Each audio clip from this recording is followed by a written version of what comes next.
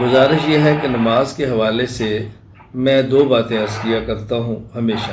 Number ایک، ہم نے ایک محنت کرنی ہے کہ امت کے ہر فرد کو نماز پہ لانا ہے، مرد ہو یا عورت۔ دوسری محنت کرنی ہے کہ ان کی نماز کو بچانا ہے۔ انسان اعمال پہ آتا فضائل سے ہے اور انسان بچتا دلائل سے ہے۔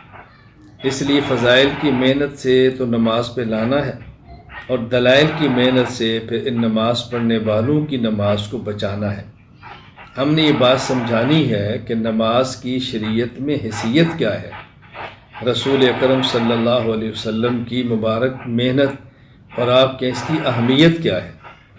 قرآن کریم نے، یعنی آپ حیران ہوں گے، سورہ البقرہ کے اول رکوع میں جن اہم چیزوں کا ذکر فرمایا ہے ان میں ایک اہم چیز نماز ہے۔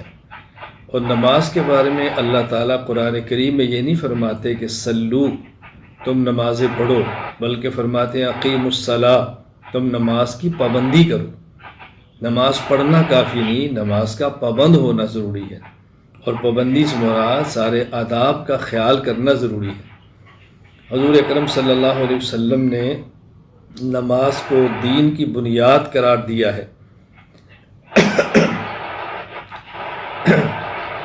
صحیح مسلم میں حدیث نمبر 8 موجود ہے۔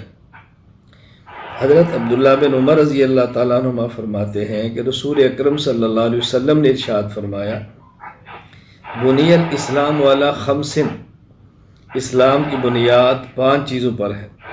نمبر 1، شہادت اللہ الہ الا اللہ ان محمد الرسول اللہ۔ نمبر 2، اقام الصلاۃ۔ نمبر 3، ایتاء الزکوٰۃ۔ نمبر 4، الحج۔ نمبر 5، صوم رمضان۔ تو دین کا گویا 5واں ستون یہ نماز ہے، اور حضور اکرم صلی اللہ علیہ وسلم نے اس کے فضائل بیان فرماتے ہوئے ارشاد فرمایا، یہ روایت سنن ابی داؤد حدیث نمبر 425 ہے۔ حضرت عبادہ بن صامت رضی اللہ عنہ فرماتے ہیں کہ نبی کریم صلی اللہ علیہ وسلم نے فرمایا، 5 صلوات افترضہن اللہ تعالی، 5 نمازیں اللہ تعالیٰ نے فرض فرمائی ہیں۔ من احسن وضوءہن وصلاہن لوقتہن، جو شخص اچھی طرح وضو کرے، آداب کا خیال کرے، پابندی کے ساتھ وقت نماز ادا کرے، وَأَتَمَّ رُكُوعَهُنَّ وَخُشُوعَهُنَّ، عاجزی کا، تواضع کا خاص خیال کرے، كَانَ لَهُ عَلَى اللَّهِ عَهْدٌ أَن يَغْفِرَ لَهُ، اللہ تعالیٰ اس بندے کی مغفرت اپنے ذمے لے لیتے ہیں۔ وَمَن لَّمْ يَفْعَلْ فَلَيْسَ لَهُ عَلَى اللَّهِ عَهْدٌ إِن شَاءَ غَفَرَ لَهُ وَإِن شَاءَ عَذَّبَهُ، اور اگر کوئی شخص نماز کا اہتمام نہیں کرتا، اللہ تعالیٰ چاہے تو اپنے کرم سے معاف فرما دے، چاہے تو قانون عدل سے اس کو سزا دے دیں۔ تو اہم بات یہ ہے کہ ہم حضرات اور خواتین کو یہ بتائیں کہ نماز کی شریعت میں اہمیت کیا ہے، کہ جب نماز پر آ جائیں تو پھر دلائل کے ساتھ ان کی نماز کو بچایا جائے۔ شیطان پہلی محنت یہ کرتا ہے کہ کوئی شخص نیک عمل نہ کرے، دوسری محنت کرتا ہے کہ نیک عمل کرے تو پھر اس کا نیک عمل قبول نہ ہو۔ جہاں تک تعلق ہے نیک عمل کرنے کا، اس کے لیے تو بنیادی چیز ہے ہمت۔ فضائل دیں، ترغیب دیں، لوگ اندر ہمت پیدا کریں تاکہ وہ نماز پڑھیں۔ ہمارے اور آپ کے اس پروگرام کا نام حی علی الصلاۃ ہے۔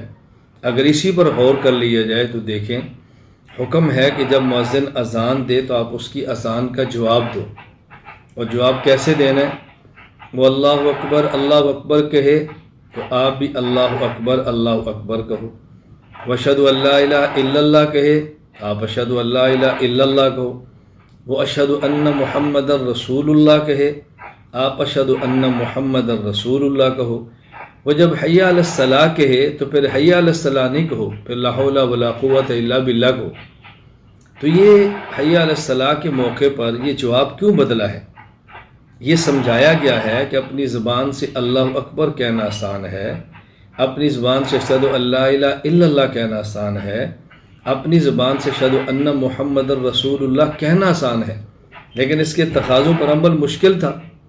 اب فرمایا یہ کہو، لا حول ولا قوۃ الا باللہ، اے اللہ میں نے زبان سے تو کہہ دیا ہے، لیکن عمل کی توفیق تب ہوگی جب آپ طاقت دیں گے، آپ ہمت دیں گے، آپ کی یہ کرم اور فضل آپ کا میرے ساتھ ہوگا، ورنہ نہیں ہو سکتا۔ تو نماز پر آنے کے لیے بنیادی طور پہ دو چیزیں ہیں، اور یہ میں بڑے وثوق کے ساتھ کہتا ہوں۔ نمبر 1 ہمت، نمبر 2 اذان کا جواب سمجھ کر جیسے دینا چاہیے۔ میرے علم میں ایک شخص بھی دنیا میں ایسا نہیں ہے کہ جو اذان کا جواب دے اور سمجھ کر دے اور پھر وہ اذان سن کر مسجد میں نماز کے لیے نہ آئے، یا خاتون اور اذان کا جواب دے اور نماز نہ پڑھے۔ میرے علم میں ایک شخص بھی ایسا نہیں۔ بس یہ اذان کا جواب دینا سمجھا دیں اور اذان کا جواب سمجھ آ جائے کہ ہم کیا کہہ رہے ہیں، تو اللہ تعالیٰ توفیق عطا فرما دیتے ہیں۔ پھر جب آ جائے تو پھر ہمیں دلائل کے ساتھ نماز کو بچانا بھی چاہیے، کیونکہ پھر دائیں بائیں سے ایک اور محنت شروع ہو جاتی ہے کہ آپ کی نماز سنت کے مطابق نہیں ہے، آپ نے یہ غلط کیا ہے، آپ نے یہ غلط کیا ہے۔